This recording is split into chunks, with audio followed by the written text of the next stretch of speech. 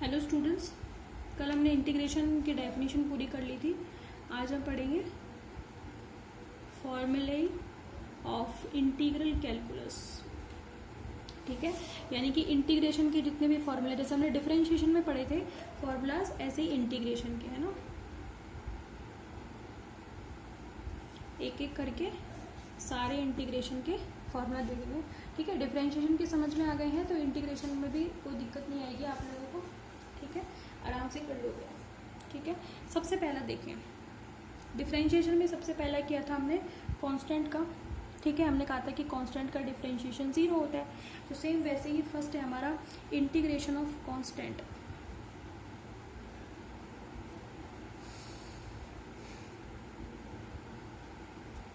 ठीक है, कांस्टेंट का इंटीग्रेशन देखेंगे हम कि कांस्टेंट का इंटीग्रेशन कितना होता है। ठीक है, देखें,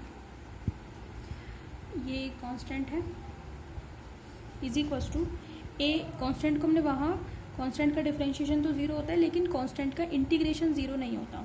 ठीक है, प्लस सी जो है वो कोई भी आपका इंटीग्रेशन कांस्टेंट है। जब भी आप किसी क्वांटिटी का इंटीग्रेशन करते हो तो साथ में उसका इंटीग्रेशन कांस्टेंट भी आता है, ये बात आप ध्यान रखना। ठीक है, तो जो भी इंटीग्रेशन करेंगे उसके साथ में सी आएगा, और सी क्या है, इंटीग्रेशन कांस्टेंट है। ठीक है, dx का इंटीग्रेशन होगा x। ठीक है, एक तरीके से आप इसको ऐसे समझ सकते हो, डी तो क्या है, डिफरेंशिएशन, और इंटीग्रेशन। जब डिफरेंशिएशन इंटीग्रेशन साथ साथ हो जाते हैं तो वो दोनों एक दूसरे को कैंसिल कर देते हैं। एक्चुअली इंटीग्रेशन डिफरेंशिएशन की अपोजिट प्रक्रिया है, अपोजिट प्रोसेस है। डिफरेंशिएशन और इंटीग्रेशन एक दूसरे के अपोजिट प्रोसेस है। तो जब दोनों साथ में होंगे तो दोनों एक दूसरे को कैंसिल कर देंगे, एक्स एक्स बचेगा, तो dx का इंटीग्रेशन क्या होगा, x होगा। बात समझ में आ रही है आप सभी को। तो आप यहाँ पे क्या कहोगे कि हम बता देंगे where small a is constant, constant को तो बाहर ले लेते हैं इसमें, and c is integration constant.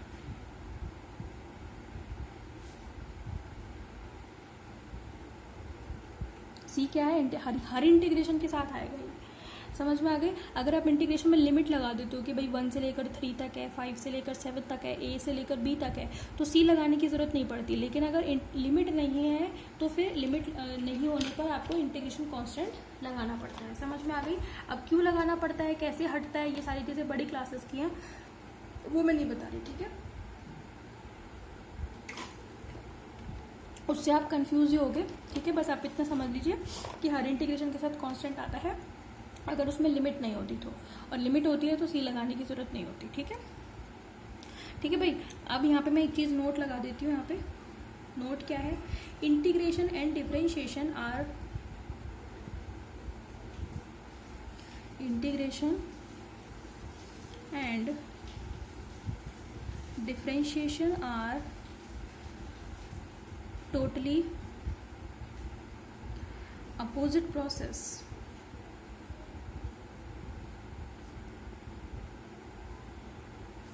To each other, यानी कि एक दूसरे से बिल्कुल अपोजिट प्रोसेस है। समझ में आ गई। इसीलिए जब दोनों साथ में होंगे तो दोनों एक दूसरे को कैंसिल कर देंगे, और जो जिसका भी इंटीग्रेशन कर रहे हो वो बच जाएगा आपके पास। समझ में आ गई बात। तो ये तो हो गया कांस्टेंट। तो कांस्टेंट का इंटीग्रेशन 0 नहीं होता, लेकिन कांस्टेंट का डिफरेंशिएशन ज़रूर 0 होता है, ये आपको ध्यान रखना है। ठीक है, डिफरेंशिएशन 0 होता है कांस्टेंट का, बट इंटीग्रेशन नहीं होता। ठीक है, अब नेक्स्ट है आपका इंटीग्रेशन ऑफ एनी फंक्शन। ठीक है, यानी कि एक इंटीग्रेशन है वो किसके साथ है, कांस्टेंट के साथ है। इसका आपको इंटीग्रेशन करना है तो कांस्टेंट को बाहर ले लीजिए, अंदर एफ एक्स dx प्लस सी। ऐसे हमने डिफरेंशिएशन भी किया था, हमने ए एफ एक्स और उसका डिफरेंशिएशन किया था, कांस्टेंट को बाहर ले लिया था, और एफ एक्स का आपका क्या हो गया था, डिफरेंशिएशन। सेम ऐसे ही एफ एक्स का आपका क्या हो जाएगा, इंटीग्रेशन हो जाएगा। ठीक है, नंबर 3 है आपका डिस्ट्रीब्यूशन ऑफ इंटीग्रेशन। हमने डिफरेंशिएशन भी किया था, है ना, तो पैरेलली पढ़ेंगे तो अच्छा समझ में आएगा। Distribution of integration. ठीक है, ऑन एडिशन एंड सब्ट्रैक्शन, ऐसा हमने पढ़ा था ना डिफरेंशिएशन में भी ऑन एडिशन एंड सब्ट्रैक्शन।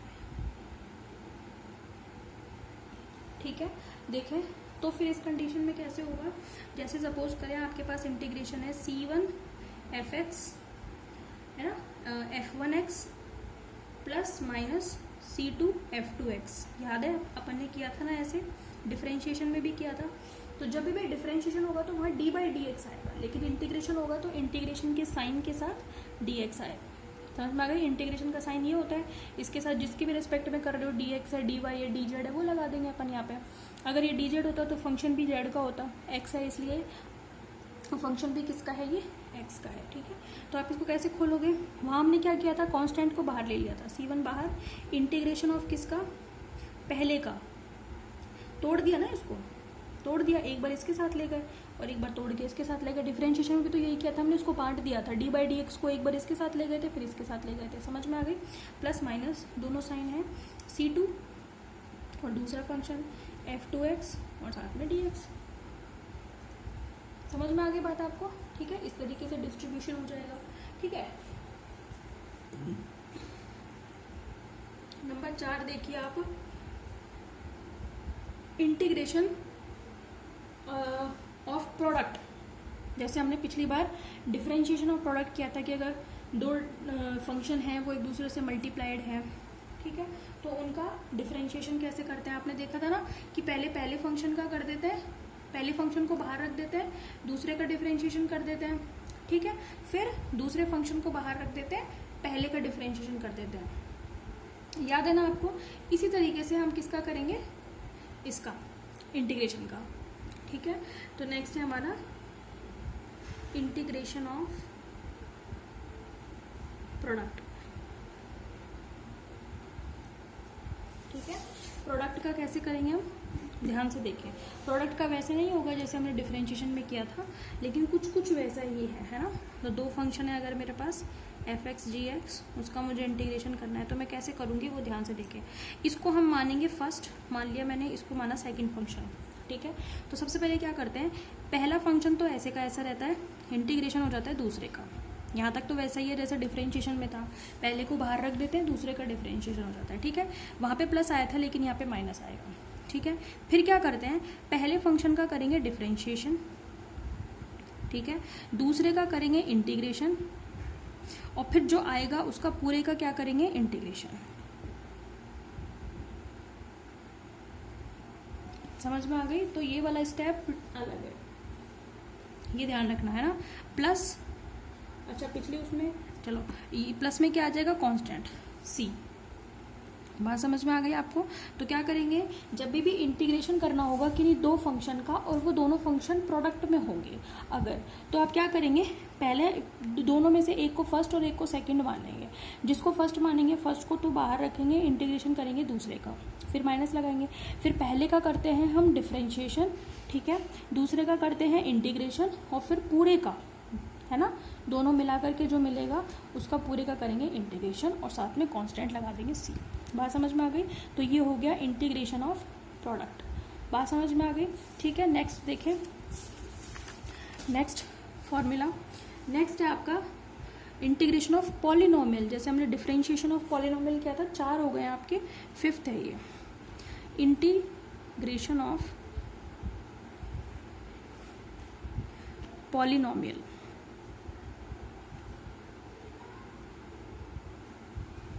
ठीक है, हमने डिफरेंशिएशन किया था पॉलिनोमियल का, आपको याद होगा, x की पावर n का डिफरेंशिएशन हमने कितना किया था, हमने कहा था इसका डिफरेंशिएशन होता है nx की पावर n-1, है ना। पावर को आप आगे ले जाते हो और ऊपर जो भी बचता है पावर उसमें से एक माइनस कर देते हैं। ठीक है, अब क्या करेंगे, है ना, ये तो डिफरेंशिएशन का था, लेकिन अगर मुझे इंटीग्रेशन करना हो x की पावर n का, तो पता है क्या करते हैं, देखो x तो ऐसे का ऐसा, उसकी पावर में एक जोड़ते हैं अब की बार, और जो भी आना है आगे वो आता है n+1, लेकिन वो बटे में आता है। मतलब क्या करना है, जितनी भी पावर है, 1 है, 2 है, 5 है, 6 है, वो तो नीचे आ जाती है एक जुड़ के, और जो पावर है उसमें से तो एक घट रहा था पहले, लेकिन अब उसमें एक जुड़ जाता है। समझ में आ गई? प्लस में c। ठीक है, एग्जाम्पल देखो आप इस पे बेस्ड, समझ में आ जाएगा। फिर जैसे कोई आपसे कहे इंटीग्रेशन ऑफ x³ करो भाई, तो यहाँ पे n बराबर कितना है, 3 है, तो n की जगह पर आपको 3 रखना है, 3 में एक जोड़ना है, और नीचे जो पावर है उसमें 3+1 करना है। तो ये कितना हो गया, एक्स की पावर 4/4 प्लस सी। इसका मतलब जब इंटीग्रेशन होगा तो ऊपर 1 बढ़ा देंगे और नीचे भी 3+1 मतलब 1 बढ़ कर के आएगा। समझ में आ गई। और देखिए अगर आपसे कोई कहे कि भाई x की पावर -2 का इंटीग्रेशन बताइए, ठीक है, तो क्या करोगे, x की पावर -2 में 1 जोड़ेंगे और x की पावर -2 में 1 और जोड़ेंगे नीचे। समझ में आ रही है। पहले तो पावर में दिखाएंगे और फिर वही पावर नीचे आकर के उसमें 1 जुड़ जाएगा। माइनस है तो माइनस में 1 जुड़ जाएगा, प्लस में है तो प्लस में जुड़ जाएगा। तो कितना आ जाएगा, x की पावर -2 में से 1 घटाएंगे तो -1 और -2 में से घटाएंगे तो -1 प्लस सी। ठीक है, तो इसको हम कैसे लिख सकते हैं, -1 जो नीचे है वो आगे आ जाएगा और x की पावर -1 को अपन 1/x लिख सकते हैं ना, ये नीचे आएगा तो ये प्लस पावर बन जाएगी प्लस सी। बात समझ में आ गई आप सभी को। ठीक है, ठीक है, पॉलिनोमियल का इस तरीके से हो गया। नंबर 6 देखें आप, डिफरेंशिएशन ऑफ लॉगरिथम, है ना, मतलब लॉग के लिए अपन किस तरीके से करेंगे। जैसे चलो पॉलिनोमियल में इंक्लूड कर लें इसको, है ना, अलग से फॉर्मूला ना लेकर के। जैसे कोई आपसे पूछे कि डिफरेंशिएशन ऑफ 1/x, उसका कितना होगा, तो उसका होगा आपका log x। ये आपको इम्पॉर्टेंटली एक तरीके से ये नोट हो गया आपका। ये पॉलिनोमियल में ही है। वैसे तो देखा जाए तो x की पावर -1 है, पता है उसका रीज़न ये है कि अगर आप ऐसे करते इंटीग्रेशन ऑफ x की पावर -1 dx, तो देखो ना x की पावर -1 + 1 और नीचे क्या था -1 + 1, तो -1 + 1 0 हो जाता, तो ऊपर तो x की पावर 0 है 1 बन जाती, 1/0 इन्फिनिटी हो रहा है ना। तो पॉलिनोमियल वाले तरीके से हम नहीं कर सकते x की पावर -1 का, तो इसको 1/x है, x की पावर -1 मतलब 1/x ही तो है, तो उसका इंटीग्रेशन होगा हमेशा log x। समझ में आ गई। अच्छा, log में ध्यान रखना बेस e ही लगेगा, tan नहीं लगेगा। बात समझ में आ गई आपको। ठीक है, तो और यहाँ पे बता देना आपका कि n जो है पावर जो है वो कभी भी 0 नहीं होगी। यानी कि अगर आपसे कोई कहे कि भाई x की पावर 0 को बताओ, ठीक है, तो n जो है वो 0 नहीं है। बाकी तो हम जानते हैं dx का इंटीग्रेशन x होता है। ठीक है, अच्छा और एग्जांपल देखो, जैसे कोई आपसे पूछे कि ये तो बीच में आ गया आपका वो एक फर्स्ट एग्जांपल ये हो गया, है ना, दूसरा एग्जांपल ये हो गया। तीसरा एग्जांपल देखें, अगर कोई आपसे कहे कि x की √x का इंटीग्रेशन बताओ, तो क्या करोगे, √x का मतलब है x की पावर 1/2। मैंने आपको बताया था अंडर का मतलब होता है पावर हाफ। ठीक है, तो क्या करोगे, x की पावर जो हाफ है उसमें 1 जोड़ोगे और नीचे जो हाफ है उसमें भी 1 जोड़ोगे, तो ये कितना हो गया, x की पावर 3/2 और नीचे कितना हो गया 3/2। 3/2 को ऊपर ले जाओ तो कितना हो जाएगा 2/3, x की पावर 3/2 प्लस सी। 3/2 ऊपर चला जाएगा तो 2/3 हो जाएगा ना। ठीक है, इस तरीके से आप x की √x का भी कर सकते हैं। इसके अलावा अगर कोई आपसे कहे इंटीग्रेशन ऑफ 1/√x का बताइए, कोई दिक्कत नहीं है। यहाँ पर x की पावर हाफ थी, 1/√x का मतलब है x की पावर -1/2। सही बात है ना, ऊपर जाते हैं तो पावर नेगेटिव हो जाती है, तो x की पावर -1/2 + 1 डिवाइडेड बाय -1/2 + 1। बस आपको तो पावर देखनी है, पावर चेक करनी है, उसमें ऊपर 1 जोड़ देना है और डिनोमिनेटर में लाकर पावर में 1 जोड़ देना है। बस इस फॉर्मूला को फॉलो करना है आपको, तो ये फॉर्मूला है, इसको फॉलो करना है।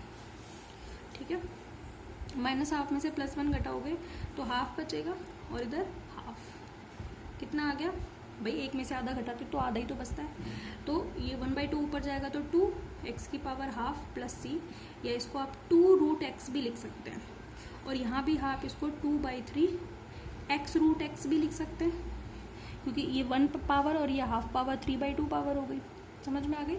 इस तरीके से आप ये कर सकते हैं। ठीक है, तो पॉलिनोमियल के इंटीग्रेशन आपके कंप्लीट हो गए। कल हम देखेंगे ट्रिग्नोमेट्रिक फंक्शन के इंटीग्रेशन कैसे करेंगे। जैसे हमने देखा था कि जो साइन एक्स है उसका डिफरेंशिएशन कॉस एक्स होता है, कॉस एक्स का माइनस साइन एक्स होता है। इस तरीके से हम देखेंगे कि साइन एक्स का इंटीग्रेशन क्या होता है, कॉस का क्या होता है, टेन का, सेक का, इन सब के क्या होते हैं। ठीक है, आज के लिए इतना ही। Okay, thank you.